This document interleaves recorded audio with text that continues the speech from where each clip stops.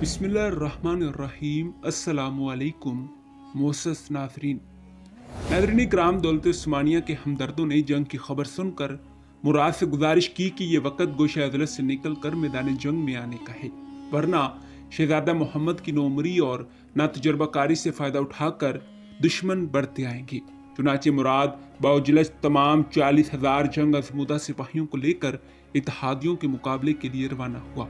दर्रे दानियाल पर ईसाई बेड़ों का कब्जा था, लेकिन इसने जिनेवा के जहाज़ों को फी सिपाही एक वक़ात की शरह से महसूल अदा करके अपनी पूरी फौज को यूरोप में मुंतकिल कर दिया।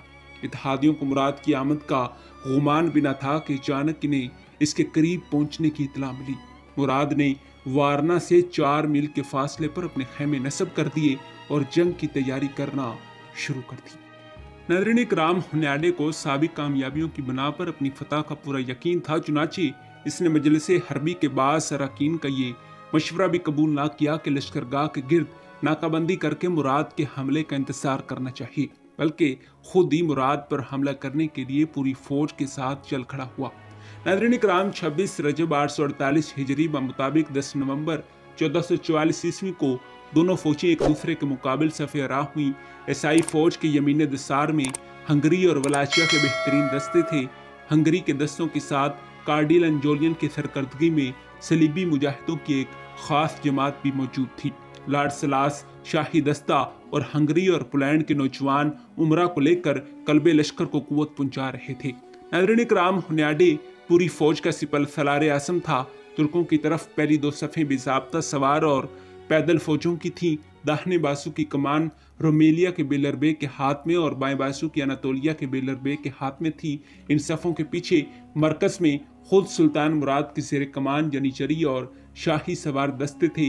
एक ऊंचे नेसे के सिरे पर सुलानामा ज़ैचेडियन की नकल फौजी निशान की तरह हवा में लहरा रही थी और बकौले करेसी इस मुंतकिम हकीकी को पुकार रही थी जो लोगों को नकस अहद की सजा देता है। नाज़रीन इकराम, लड़ाई शुरू होने के करीब ही थी कि एक ऐसा वाक़या पेश आया जिससे ईसाइयों के दिलों में बदशगुनी का खतरा पैदा हो गया।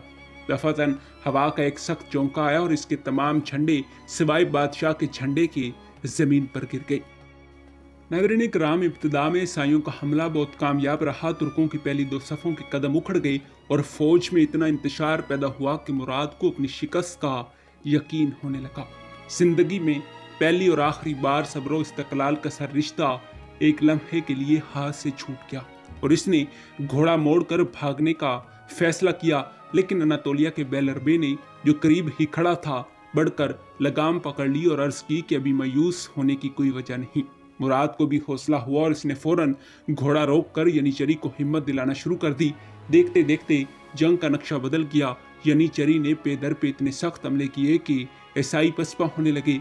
लॉर्ड सलास नहायत बहादुरी से लड़ रहा था, लेकिन इसका घोड़ा जख्मी होकर गिरा और बाज यनीचरी सिपाहियों ने इसे घेर कर गिरफ्तार कर लिया।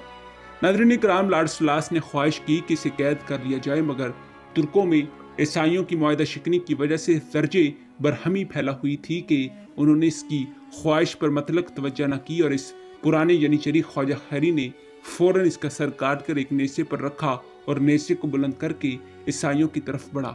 नाज़रीन इकराम, उमरा हंगरी के दिल इस मंजर को देखते ही बैठ गए और वो नहायत बदहवासी के आलम में मैदान छोड़कर भाग गए।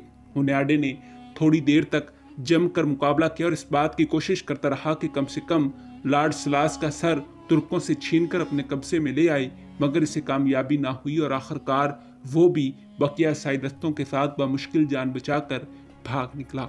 लेकिन इससे कबल इत्तेहादी फौजों का एक हिस्सा कत्ल हो चुका था। शाह लॉर्ड सलास के अलावा मकतूलैन में 2 मशहूर बशप और बास नहायत मुमताज़ फौजी अफसर भी थे, लेकिन सबसे ज़्यादा इबरत अंगेज लाश कार्डिनल जोलियन की थी, जो मुआहदे ज़ैचेडियन की शिकस्त का ख़ास मुहर्रक और ईसाइयों की हलाकत का असली सबब था। इस गुनाह को अपने सर लेकर इसने हंगरी की कौमी मजलिस को उस्मानी मकबूसात पर हमला करने के लिए आमादा किया था। इसकी लाश इसके वबाल का एक ऐसा मरका थी कि जो मुकाफाते अमल के लिए खुदाई कानून को फाते मफतूद दोनों के सामने मुजस्सम शक्ल में पेश कर रहा था। नाज़रीन इकराम, जंग वारना के बाद हंगरी पर तुर्कों का कब्जा तो फौरन ना हो सका, लेकिन स्रोया और बोस्निया की ममलकतें मुकम्मल तौर पर फतह कर ली गईं। ये दोनों जो यूनानी कलीसिया से वाबस्ता थीं और दौलत उस्मानिया के ज़ेर तसल्लुत भी आना चाहती थीं, क्योंकि हुनयाडे ने कामयाबी की सूरत में नहीं बजबरन लातीनी कलीसिया में दाखिल करने की धमकी दी थी। सरोया का मौर्रख रैंके नकल करता है कि एक बार जॉर्ज ब्रैंकवेच ने हुनयाडे से दरियाफ्त किया कि इसे कामयाबी हासिल हुई तो मजहब के मुतालिक इसका रवैया क्या रहेगा। नाज़रीन किराम, हुनयाडे ने इसे जवाब दिया कि मैं सरोया को रोमन कैथोलिक मजहब कबूल करने पर मजबूर करूंगा।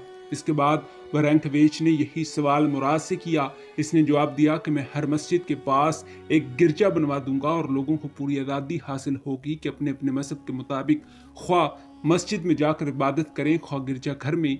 इस तरह कलीसिया रोमा के मजहबी तादियों ने बोस्निया की तस्खीर में भी तुर्कों की मदद की और 8 रोज के अंदर बोस्निया के 70 किलो ने उस्मानी फौजों के लिए अपने फाटक खोल दिए।